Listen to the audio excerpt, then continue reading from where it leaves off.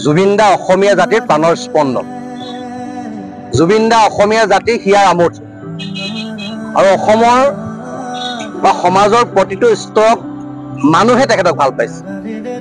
কি যুৱক চামেই কওক, কি আবাল বৃদ্ধ বনিতাই কওক, সকলো স্তৰৰ মানুহে জুবিন দাক ভাল পাইছিল।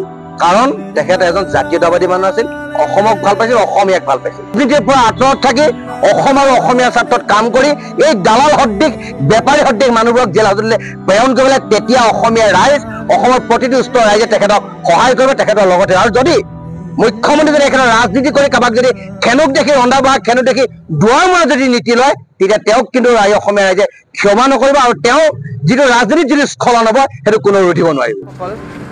নিয়তিৰ যে কি নিষ্ঠুৰ খেলা, এই মানুহজনৰ অবিহনে যে ইমান সোনকালে এটা ৰাতিপুৱা সম্ভৱ হ'ব, এই কথাষাৰ কেতিয়াও মই বিশ্বাস কৰিব পৰাই নাছিলোঁ। এই মানুহজনে হঠাতে গোটেই অসমবাসীক কন্দুৱাই থৈ গ'ল। কি এটা দুখদায়ক, কি এটা বেদনাদায়ক খবৰ সম্পূৰ্ণ অসমবাসী ৰাইজক এই মানুহজনে দি থৈ গ'ল। তুমি বহুত নিষ্ঠুৰ জুবিন দা।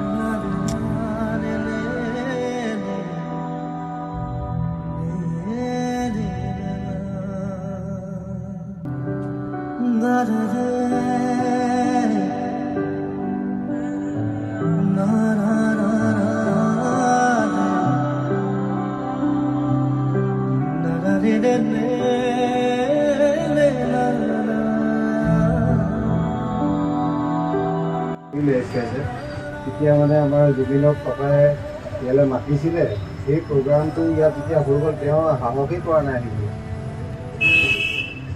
আগতে এবাৰ মই সৰু থাকোঁতে বম্বেলৈ গৈছিলোঁ, তেতিয়া তেওঁ মেনেজাৰে মোক মানে ফুৰাবলৈ লৈ গৈছিলে। কিন্তু মোৰ মানে সেইটো মন নাই, মানে মোৰ জুবিন দাক লগ কৰিবলৈ মন এটা আছে।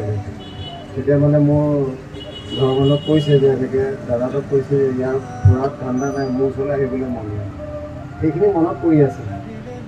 আমি তেনেকৈ সেইখিনি কৰিছোঁ যে আমি তেওঁক মানে পানীয়ে আমি ৰাইজক আমি দি যাম, আৰু যেনেকুৱা ধৰণৰ আমি পানী মানে চবকে বিলাম। আমাৰ প্ৰতিষ্ঠান তেওঁ লৈ মানে আমি বন্ধ ৰাখিছোঁ।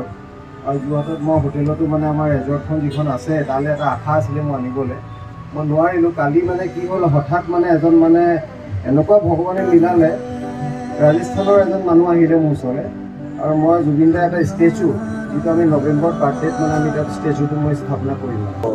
জয় জুবিন দা। অসমৰ এজন সংগীত জগতৰ নক্ষত্ৰ। তেখেতৰ এই বিয়োগত আমাৰ অসমৰ কোনো এজন ব্যক্তিয়ে শান্তিত থাকিব পৰা নাই। আৰু তেখেতক যেতিয়াৰ পৰা আমি জনা হৈছোঁ, যেতিয়াৰ পৰা গান শুনিছোঁ, তেতিয়াৰ পৰা তেখেতৰ গান শুনি শুনিয়ে ডাঙৰ হৈছোঁ। তেখেতৰ গানে আমাৰ সকলোৰে, আমাৰ অসমৰ প্ৰত্যেকজন ব্যক্তিৰ অন্তৰৰ আৱেগখিনিক তেখেতৰ গানে চুই যাব পাৰিছিল। সেই তেখেত এজন ইমান মহান মনীষী, ইমান এজন সংগীতৰ নক্ষত্ৰ, তেখেত আমাৰ মাজৰ পৰা ইমান সোনকালে আঁতৰি গ'ল। আৰু এই বিয়োগত আমি কোনো স্থিৰে থাকিব পৰা নাই। তেখেতৰ বিয়োগত আমি সকলোৱে কিমান মৰ্মান্তিক হৈছোঁ, সেয়া আমি অসমবাসীক নকলেও বুজিব পৰা যায়। তেখেতৰ এই বিয়োগ যেন আমি সহজভাৱে ল'ব পৰা নাই।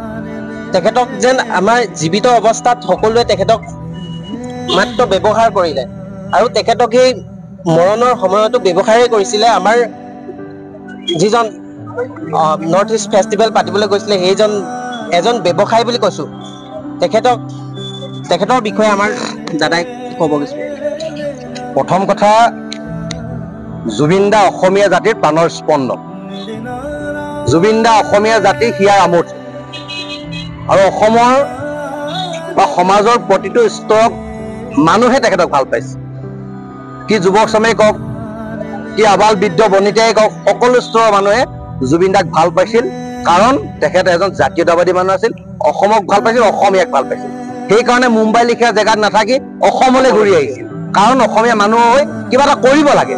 তেওঁ এই যদি পেচা হিচাপে যদি ল'লে, তেওঁ মুম্বাইত থাকিলে, বাহিৰত থাকিলে, তেখেতৰ কণ্ঠকটো কোনো ৰোধ কৰিব নোৱাৰে। কিন্তু এজন ব্যৱসায়ী শ্যামকানু মহন্তই তেখেতক ৰুগীয়া গাৰে বাহিৰলৈ লৈ গ'ল। আৰু লৈ গৈ তেখেতে দায়িত্ব পালন নকৰে, সাগৰ সাঁতুৰিবলৈ এৰি দিলে, আৰু তেখেতৰ মেনেজাৰটো সেইটো অপৰাধ, তাক এৰেষ্ট কৰিব লাগে।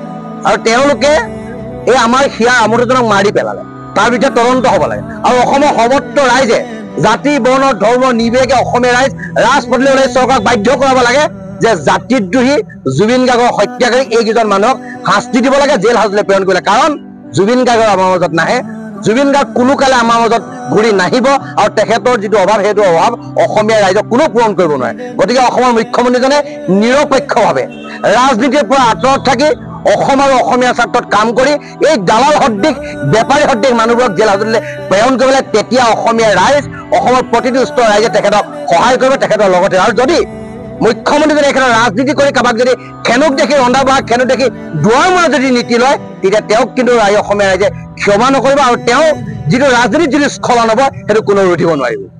কেনেদৰে জুবিনবিহীন অসম হৈ গ'ল দেখিছেনে বাৰু ৰাইজ?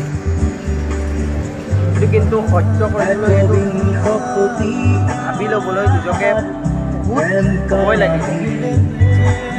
জুবিনবিহীন অসমখন আমি কেতিয়াও আশা কৰা নাছিলোঁ, আৰু এই জুবিনবিহীন অসম কৰাত যিসকল ব্যক্তি, এইসকল ব্যক্তিয়ে উচিত শাস্তি পাবই লাগিব।